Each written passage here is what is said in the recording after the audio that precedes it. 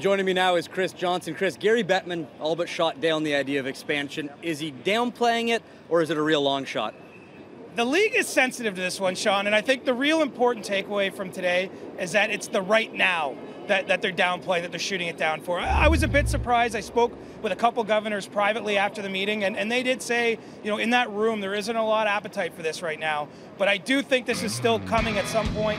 The real message, of course, is that they're not rushing into this. They don't want to create any more problems. The NHL is finally on fairly stable footing, so they want to be careful when they do decide to expand, and it's not coming right now. So expansion may be a long shot, but the NHL is looking at opportunities internationally. Where do we stand right now with the idea of a World Cup of hockey?